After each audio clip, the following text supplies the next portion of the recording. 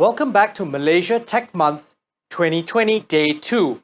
Now, I'm your host Brian, and to kick off the second half, I would like to call upon Mr. Gopi Ganeshalingam, Vice President of Global Growth Acceleration of MTEP, to deliver the welcome note.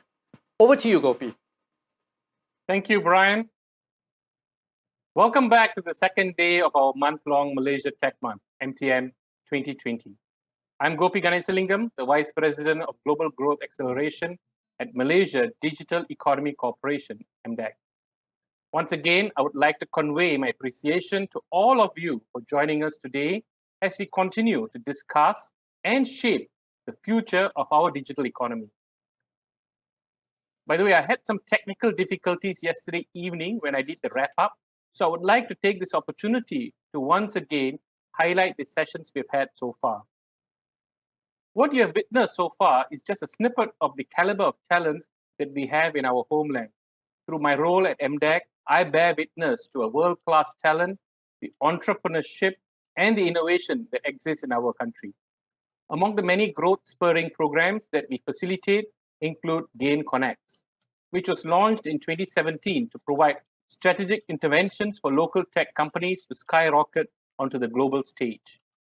Since inception, our market access programs have formed partnerships with over 200 parties globally and forged over 800 business matching opportunities for our portfolio of companies.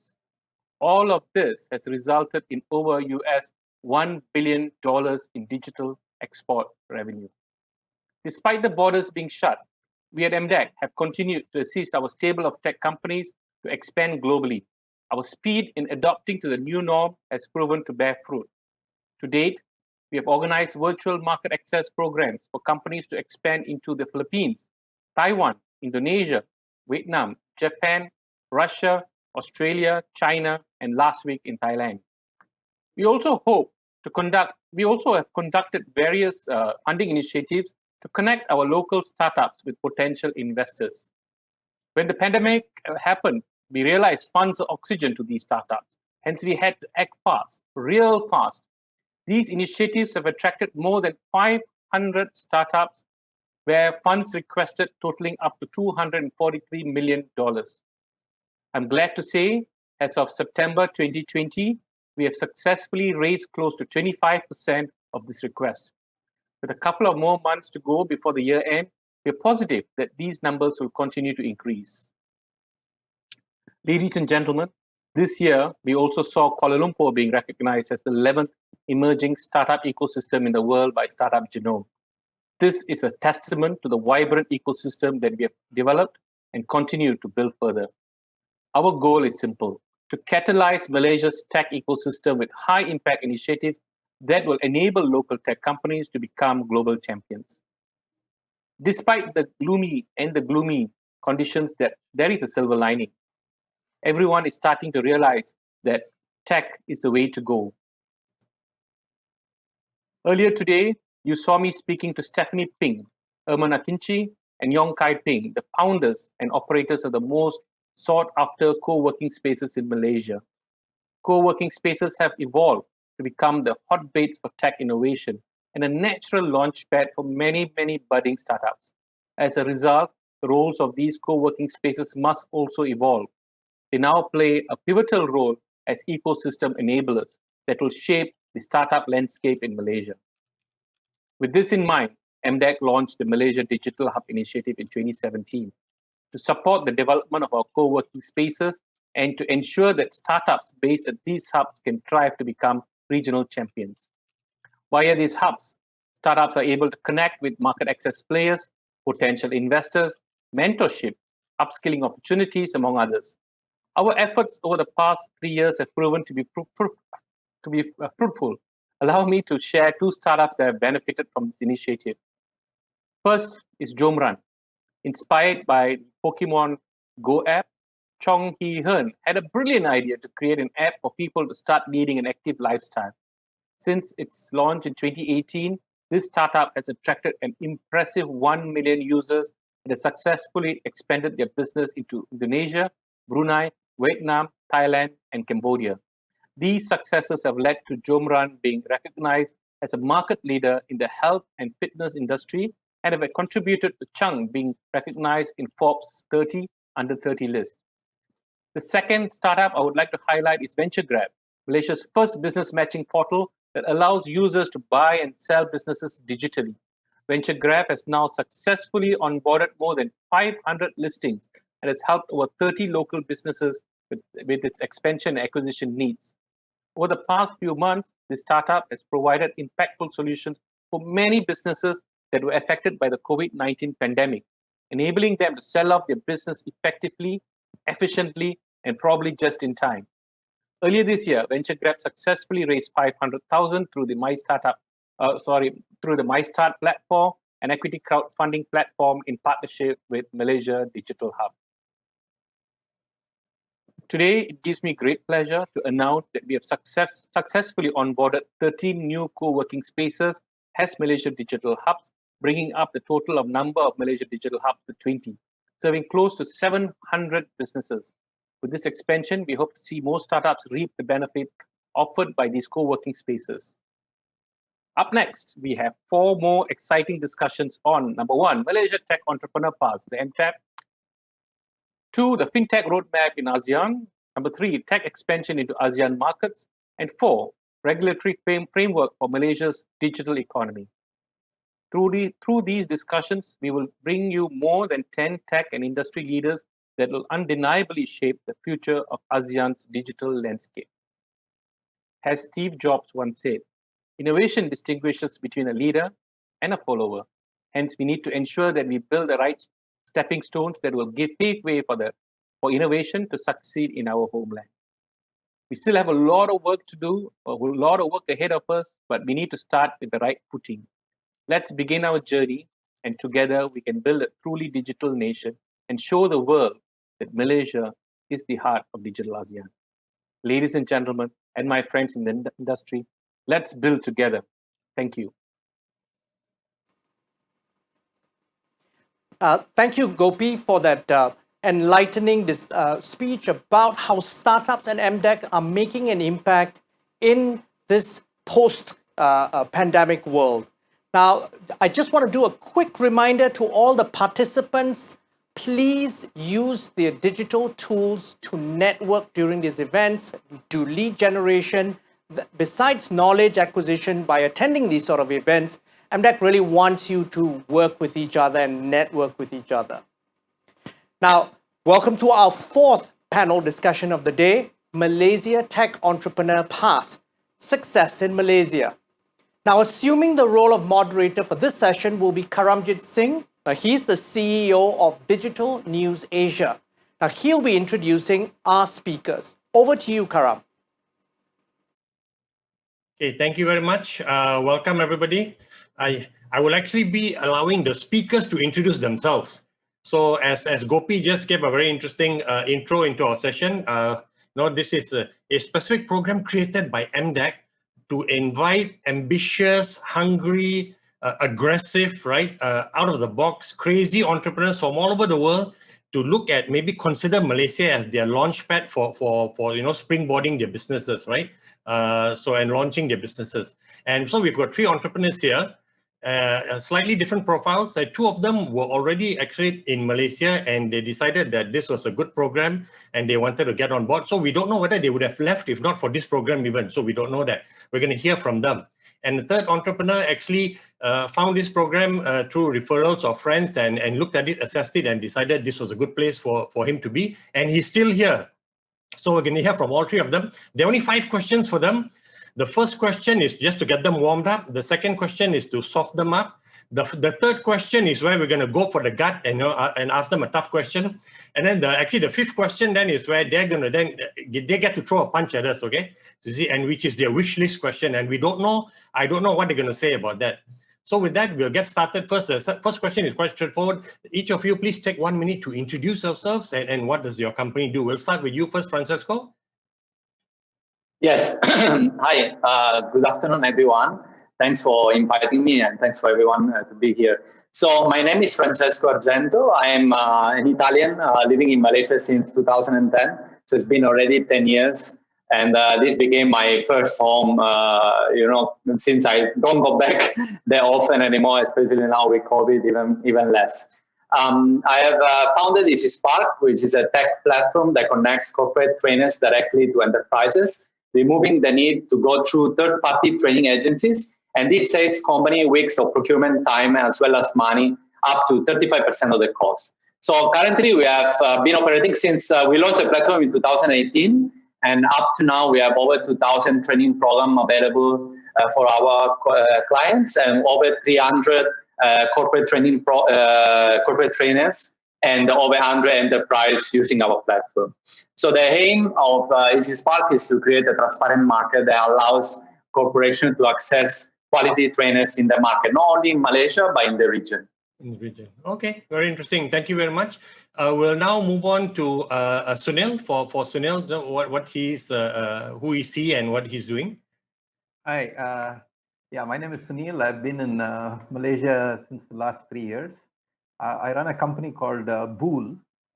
Basically, what we do is something called enterprise AI. A lot of like big, large companies in the ASEAN region are looking to automate and provide solutions and things like that. So what we have is like a very interesting platform which helps some of these guys to build certain solutions much faster. So we get involved and we have a few customers within the region. And we go all the way from kind of just working with them in terms of what they want to automate, what is the end result, what's the ROI and things like that, slightly more consultative. And then we kind of bring our platform and kind of just help them to build the core pieces that they need on top of a pre-built platform. So what happens for them is essentially one part of it is the go-to-market is much faster. And the cost base is not significant broadly. So that's broadly what we essentially do in the region. Yeah. Okay, very good. Thank you very much. And Rene, the screen is yours. Thank you very much. Okay. Hi, I'm Rene. I'm a German in Malaysia for around 5 to 6 years now. I'm the co-founder of a company called LuxTag, L-U-X-T-A-G, like luxury product tagging, because that is something what we initially were about to do. The product serialization to secure authenticity of luxury consumer products and to add in consumer engagement, then big data insights, and all this using blockchain technology, which is an ultra-secure technology with a very good usage potential even in the non-fintech sector. However, when we started, we tried to attack on the luxury product sector, and these big companies don't really talk to a little startup from Cyberjaya easily. So we went into FMCG, FNB, and even educational credentials sector. So we right now have strategic partnerships with MTEP, various universities, industrial companies, system integrators around the region, and customers around the world. We fundraised about $1 million USD since 2018, have a team of about 15 people in Cyberjaya at the moment. Okay, very good. Interesting. So congratulations on the fundraise, and hopefully all three of you, if you're seeking funding, you succeed in getting funding. So again, Rene, so the second question is this your first startup? In the times when I was young, let's say when I was in my 20s, early 20s, I actually already founded a first business, but it was not very fancy to call it startup. It was just you start a business. You do something to spend money and earn more than you spend. Yes.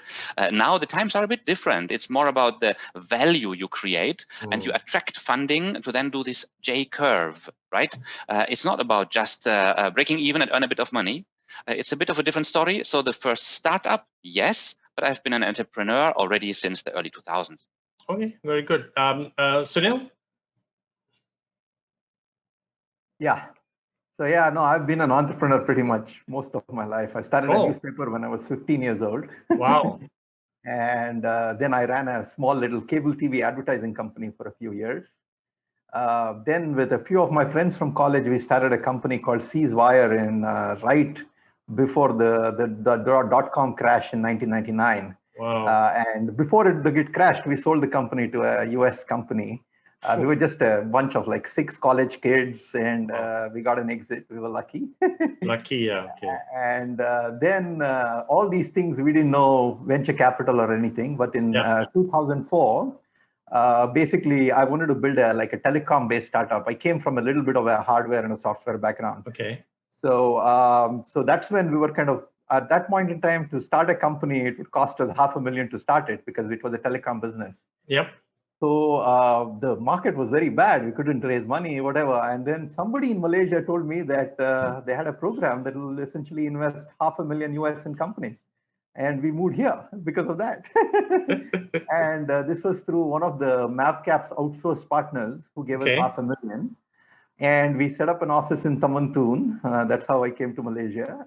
And nobody else was willing to fund us. Yep. But within about a year, the company just was on a rocket ship. So we raised about $150 million ringgit from then on. So we moved the company to Singapore. From Singapore, we moved to US. I was based out of Silicon Valley. Then I came back. So yeah. Wow. Okay. Very interesting. All right. Francesco, is this your first startup? Yeah, I can say it's my first tech startup or first startup, but I've been involved in business since I was very young because my father also been a business owner since forever. So I've always been dealing with clients and business owner, a big small shop in south of Italy in Sicily. And then at the time, I didn't want to become an entrepreneur because I thought it was too much work, working 24/7. I said, no, I'm not going to do this. But then once I came into Malaysia and I started my experience as a career manager, I started to realize that I wanted to change things and I wanted to be able to lead the change. So I felt more and more compelled to and attract towards entrepreneurship. And then once I learned more about the industry of corporate training and learning, I thought there were a lot of things that needed to be fixed. And that's why I decided to found Ezyspark in 2017. 17. Okay, good. So interesting. So my reason for asking that question also is that obviously all three of you are seasoned entrepreneurs and you know how incredibly tough the game is. Sunil mentioned luck. You got luck and maybe, but I firmly believe that after being a journalist and covering this space for 2 decades, luck is simply where hard work and preparation meets opportunity. And that is luck. So you've earned it yourself, Sunil. Yep. So there was no fluke there. But that aside, now we'll go for the key question of this panel, right? So and Francesco, I'll start with you because you're already based in Malaysia. Why did you choose the MTEP program?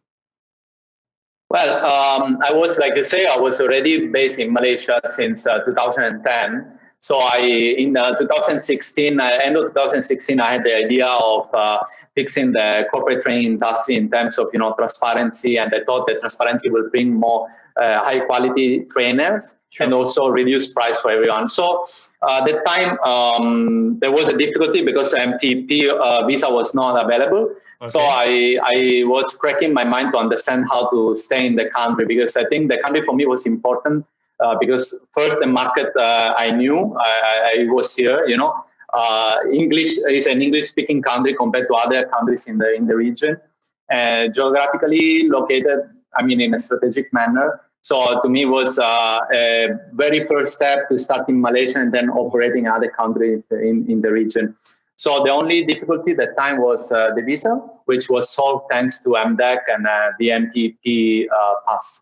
So that's why I started here, because of the market and because of the other huge benefits that Malaysia offers.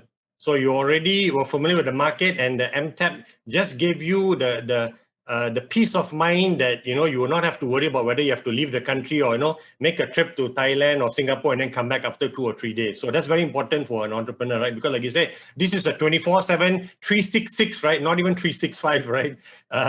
Vocation. So okay, now we're going to jump to Sunil, because Sunil actually, although he said he was familiar in Malaysia, but I think he was already out of Malaysia when he heard about this program. So Sunil, why did you pick MTEP?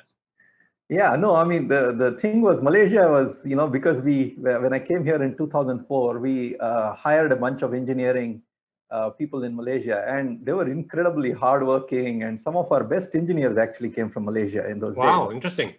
So, but there was quite a lot of work we had to do, work with them, because, what happens in certain markets like US or India, because of the fact that there are a lot of projects and a lot of companies and things like that, finding the right resource or engineering becomes relatively easy. Sure. But what we had to do essentially was to go in and recruit engineering that were just coming fresh out of college and work with them on this, right? So that always stayed in our mind because we saw these people, from Malaysia that came in, and our core team was full of Malaysians basically. And then so it was always there saying, why is nobody? So I moved away from Malaysia, moved to Singapore for reasons because we had to raise capital in those days, and it was much easier to raise money outside Malaysia than in Malaysia. Absolutely. In those days. That's not true anymore. Yeah. And then again, we had another issue because we had to move away from Singapore because we couldn't raise any more capital from Singapore. So we moved to Silicon Valley. So I moved back to Singapore, and then I had to go back to India for a few years because my father was getting old and I wanted to spend more time with him, and I haven't been around. But we always said we want to come back to Southeast Asia, and we looked at it and we said, what's the right thing to do? I mean, and Singapore over a period has become slightly more expensive, and way more expensive, not slightly. It's the world's most expensive city, man. You go on the net and you can search it. It's just a reality. Absolutely. And the other thing was also this whole visa thing, right? I mean, because in the business we operate, Karam, we need really good engineering that we need to bring from outside sometimes. And Singapore has a lot of these quota systems, right? I mean, if the salary is so much, then it becomes easy to get a visa. If it's not, then it doesn't become so easy. Okay. So we looked at a lot of these things while we were there, and I was talking to a friend, and they were talking to me about this whole MTEP program. And my only thing is I would move to Malaysia in case there was a program that essentially gave me a visa for enough time. It can't be a 1-year visa, whatever. That was my fundamental criteria, because what happens in businesses, as you understand, it takes a while to build a business. The last thing you want to do is whatever.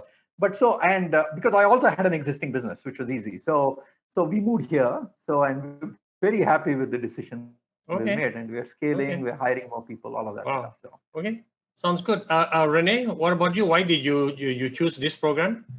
Okay, let me connect to Sunil. He said now that it takes a while to build a business. Exactly. So I did the proper journey. I set up a Sendero and Berhad company in 2015 and 2016. Got this. You must have a minimum capital paid up at that time to get the immigration license to hire foreigners. For example, myself. Right. So I did then from 2016, 17, 18. I did the normal immigration ESD pass from Putrajaya. And then they always, every year, they review how good is your company doing before they approve your renewal. And as a startup business, quoting Sunil, sometimes it takes a while to build a business. Always, man. So I'm so sorry, Immigration Putrajaya. We are in red numbers. 2016, 17, and 18 is a startup business. We are building something, right? The revenue comes soon, next year, very soon, maybe this year. We don't know. So they said, no, declined. I appeal, declined. And then I went to my good friends at MTEP and asked, is there anything you can do for me? Otherwise, we are packing up all our 12, 13 people, staff we have here and close the office and go away. Like, what can we do? At that time, we were not so fancy with all the online cooperations like now. So, and then MTEP helped me, guided me to the MTEP program, and we got it done with a 5 years resident entrepreneur pass. And MTEP understood the world of startups and the things we are doing. So that was why MTEP for me. Okay, interesting. So you were, I think in a way, then MTEP, lucky you went to them, and then this program was there. Without this program, safe to say you would have been probably a sayonara, right? In Cambodia or Myanmar, Brunei, or wherever. Yeah. Okay. If you still wanted to be this region, you could have gone back to Germany too. Okay. So now my next question is, and I will start with Francesco. Is has the reality met your expectations of once you had this MTEP, once you're in this program? Well, reality met expectation in terms of what I was expecting on the journey, or what I was expecting on Malaysia, because it's very different. Of the program, because I guess because you're already here, so the program, being in the program, you got certain promises, right? And MTEP may have probably overpromised. So I don't know, as salespeople always do. So MTEP, you call them and say, in this instance, they're salespeople. So. Well, the visa was great. I mean, it was a very great solution because it allows me to operate immediately. And the good things that they put was that you don't need to set up a company straight away. You can test your product and validate your business first, and then you can set up within 1 year. So that was a great things. Of course, like Sunil said earlier, like he was talking about the 1 year term, that was a bit stressful because, you're already thinking of how to survive and run the business. And then after not even 9 months, 10 months, you have to think about renewing. Yes. What if they don't renew, So you're already stressed on your own because you have to run the business. But I also understand on the government side that they need to do some check and balance. So perhaps, something to think, maybe a way that allows maybe a first 2 years, and then, with some checkpoints or something, where we have less stress on ourselves in terms of the renewal. Now I've been accepted with the 5 years, so it's fantastic. I don't have to think about that. It's off my mind, and I can focus on the business, 100%. So in terms of that, expectation, yes, was met. In terms of perhaps the coordination or what I expect sometimes, by MDEC and related, I would say that we are working very well with them, but there could be something that could be improved. Perhaps I will tell you in the, I guess you have. Yep. We just lost you there. Sorry. Okay, but yeah. So I know I'll get that question back to you. We just lost you for a few seconds there. So while I go to Sunil, maybe just check your audio. Okay, still can't hear you. Okay. Yeah. Can you hear me?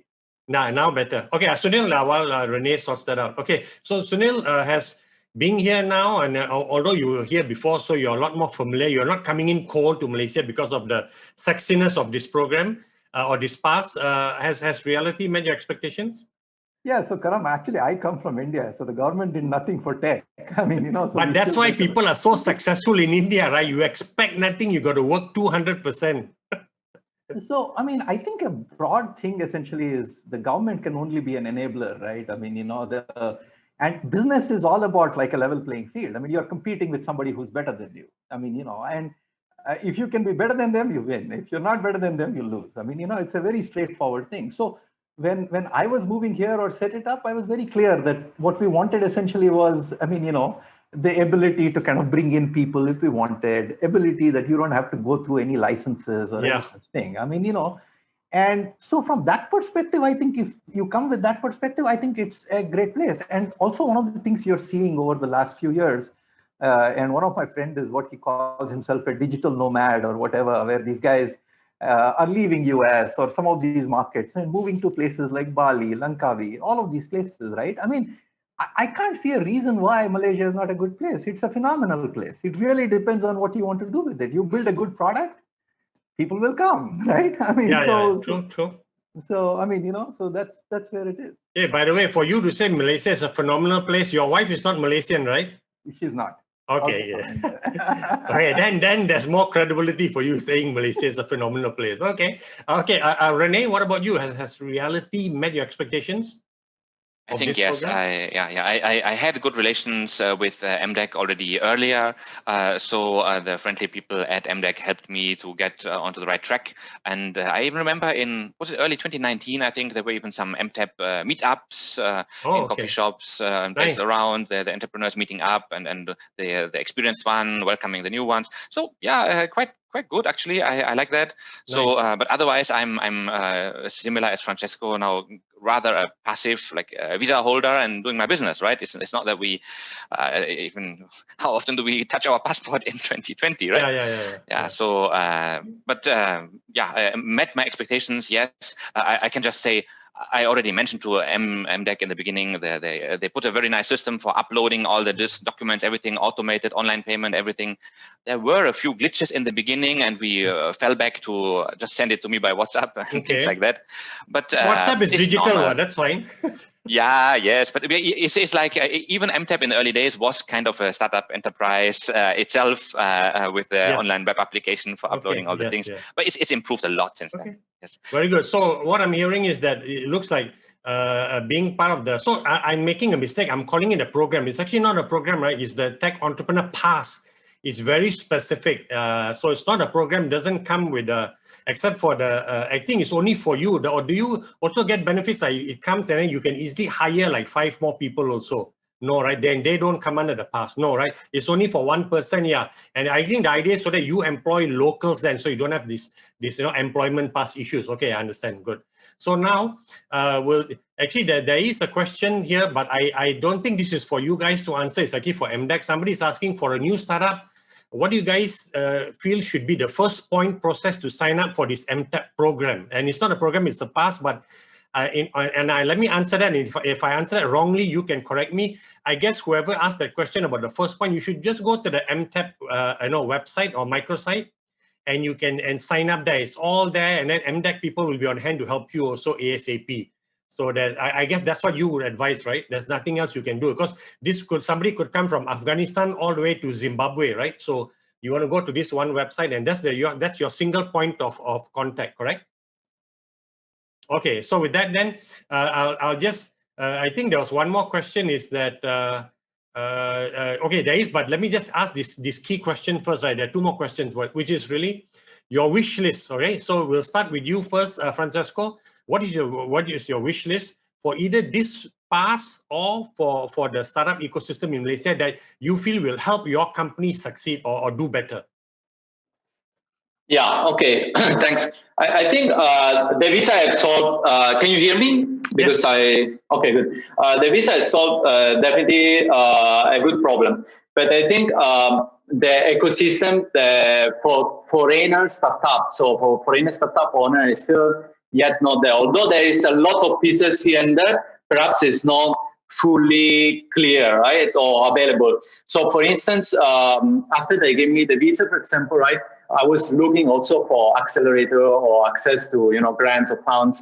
And most of them are close to 51% Malaysian owned. So if you are somebody coming from somewhere else and suddenly arrive in Malaysia, you don't know anyone. You don't want to get the first one, and getting on board and give 51% just to take the grants. Yeah, so there is a little bit of unavailability. I wouldn't say that there should be so many, but perhaps since the whole point is to bring foreign talent in and create startups that can, make Malaysians shy. Yep. Perhaps it's good to also have some potential either grants, funds, or accelerator. They're also open to foreigners, total foreign owners or, limited, but don't put the strict, condition of 51%. So for me, for example, I was lucky. Okay, go ahead, sorry. Go ahead. No, I mean, at the end, after searching, I was lucky the Sunway group through iLabs, they organized an accelerator and that was open to everyone. Then I applied to them, But I think MTEP or MDEC in general, they should have some sort of, maybe think it through. And I don't know if there is already, but at that time there was none. So this is my 2 cents, in terms of wish list. Okay, so good. So funding and also being able to be part of some accelerator programs, and looks like at least there's one by Sunway. And for those who don't know, Sunway is one of the largest conglomerates in Malaysia.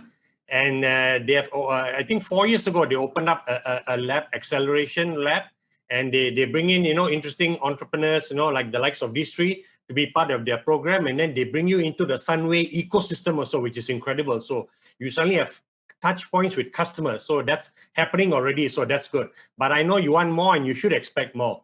Okay, now we'll go to Sunil. What is your wish list for the one thing you would like to see?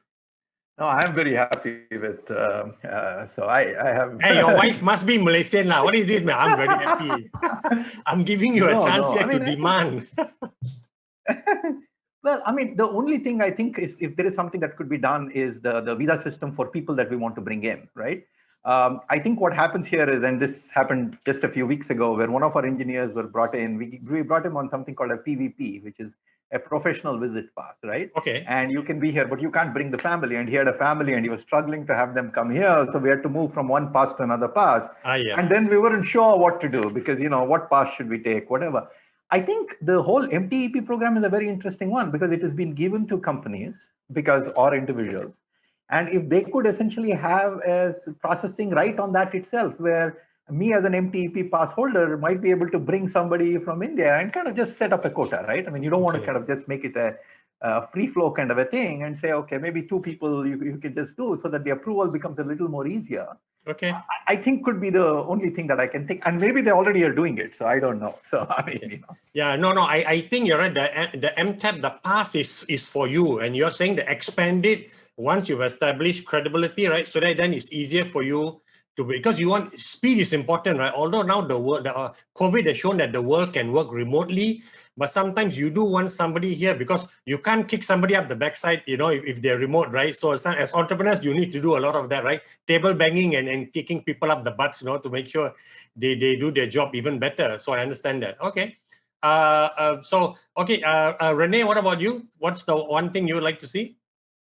One thing only, right? Oh man, I have three. Can I have three very short ones? Very short. Okay, short ones, can fast. First.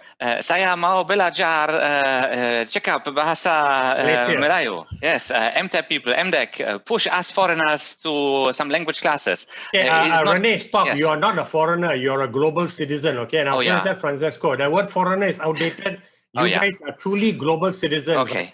I mean, anyone who's tried to live in another country and try to build a business in another country will know how incredibly difficult that is. And I think before I forget, I think Francesco said you have to attract more people here, and then he used something about Malaysia's success. No, we want you guys to be successful, and then as a small ripple effect, Malaysia is seen. First, the priority is to get you guys successful, right? Okay. Sorry. Your second point. Yes. So first one, maybe MDEC can help us to push us towards a little bit language exposure. Okay. Second one is that this hiring foreigners right now, we have this issue now. Global citizens. Sorry, no, it is not global citizens yet. I want to make them global citizens. Okay. The foreigners. Okay. So my future jobs is this one great invention where now we need to post any job opening for 1 month and not have Malaysian applicants coming in, and only then we get a special letter to perhaps be considered to bring a foreigner in. Come on, guys. The employment rate in Malaysia is less than 5% already. Look at Spain, 25. I don't know, France, Germany. Yeah. Come on. I am hiring at the moment. Whoever's listening and wants to work in a startup, go to luxtech.io/career. I need an IT project manager, Scrum Master. I need developers. These people in Malaysia are not just available simply for hire. I need more applications coming in to select. Okay, and last point is the fundraising matter. When you want to fundraise 1 million ringgit, it's a certain pain point for an angel investor to fork out 1 million for you. But it's the same pain point for a Singaporean 1 million investor, 1 million Sing dollar fork out. Yeah, and it's the same pain point for 1 million USD to somebody for some fork out. But then how to convince the Singaporean or the US or the others to send money to Malaysia? They are not so comfortable yet with Malaysia as an investment destination. So I need to take a lot of work to convince. This fundraising thing is another thing a bit painful for us. Okay. Understood. So that's a good point, and that's at the macro level where things need to improve further. And I think MDEC totally knows what needs to be done. They just got to go and bang a few tables and get it moving. Thank you. Yes. Thanks for asking this question. Yeah. Okay. I think Francesco already answered. So okay, good. Look, I'll just go with one question. Then we've got to end the show, which is and this is for actually somebody's asking Sunil, how do you compare the startup ecosystem in Singapore versus Malaysia? Everybody is always interested in that. I don't know whether that question comes from somebody in Malaysia, somebody from outside. And there's another question: how do we attract MTEP to consider other regions beyond Klang Valley? Example, Penang. So my assumption is that actually once you have the MTEP, you can be anywhere in Malaysia, from all the way up in Sabah, all the way down to Johor. So I don't think it's restricted to within the geographic region, right? Can you correct me, three gentlemen, if I'm wrong? East Malaysia not. East Malaysia, I think, cannot. Okay. Okay. So I didn't know that. So not East Malaysia. So we obviously need to work on that because that's part of Malaysia. So Sunil, the last question, just quickly to you, they're asking you to compare the startup ecosystem with Singapore, Malaysia. Can you take that in I know this is a 1 hour answer. I'll give you 1 minute. Yeah, no, I mean, I think the way I see it, because I've lived in Singapore for many years. Of course. Building a business in Singapore is not easy to do because the population is not there. It's a small country, right? And also good businesses, the government themselves want to do business. So, I mean, so basically it's very hard is build businesses within the region, right? I mean, so whether it's Indonesia, whatever. And a lot of the companies in those markets are basically building for other markets broadly, right? And it's just that like a lot of my friends from India want to move to Singapore because it's a more sexier place to be, right? I mean, it's just that it's got the branding and they've been working on it for far more number of years. Yes. But other than that, I think really what has changed, I think, Karam, today is billion-dollar companies can be built from anywhere, right? I mean, why should we think it's not possible? First of all, And it's just a pure focus and kind of just taking something up and building the best product possible. I mean, you know, I don't think comparing this and that is makes any more sense at all. Understood. Right? So, okay, that's a good point. I think yesterday also I heard from Patrick and Joel, you can really build billion-dollar businesses from anywhere. But the two of them, you know, being Malaysian, and Patrick is half Malaysian, his mom is Malaysian, his dad is Aussie, but never mind, he acts and behaves like a Malaysian. Is he wants to try to build it out from Malaysia, but you could be in any country in Southeast Asia. So you're spot on. And I guess the challenge for any government, like what the Malaysian government is doing, is try to make Malaysia sexier, right, than surrounding countries, to say that I'll consider that. And I think the MTEP chairman yesterday also said that we need to improve on telling the Malaysian story globally also. So those are things that are in the progress, and they just need to accelerate that. There's no time to waste, because everybody is now digital. Everybody is bought into the fact that digital is the way to go, almost the only way to go. Of course, I'm exaggerating. It's not the only way to go. It's the main way to go. And by the way, you know, when you talked about, I think Rene spoke about, you know, making easier for MTEP also to bring in entrepreneurs from around the world. And you mentioned Spain. Actually, the MC, and we're going to pass it back to him, Brian Fernandez, at one point actually hired somebody from Spain, because I think unemployment there was huge. A lot of good quality talent was just desperate to have employment, right, to be productive and not be a burden on their family. And he actually had somebody from Spain come to Malaysia, I think was working with him for a few years. So with that, I will end this session. Thank you for your time. I'm sorry we couldn't answer some of the questions, although some of them were not spot on about you know, the MTEP, you know, pass, not program. But I think it's an interesting pass, and obviously it has to be, the pass can only be as good as Malaysia is as an ecosystem also, right? So the pass is just one of those added, you know, adding honey to the whole pot. So with that, we'll end the show. All of you, thank you for your time. I'll pass it back to our MC, Brian Fernandez. Gentlemen, all the best in building your business. Bye. Thanks. Fly high. Thank you very much for Karam and the panelists for that exciting, energetic exchange. Now, I think one of the key takeaways that I got out of that exchange is really the fact that, yes, Malaysia is not perfect, but overall, MTEP has done a really good job, and Malaysia as a whole, of catering to their needs. And these foreign startups who originally came here are very, very happy with Malaysia as their base. And that's very heartwarming. Let's now move forward to our next session, and it will begin shortly. Please click Join Session. And the panel discussion next will be, where is the FinTech roadmap leading in ASEAN?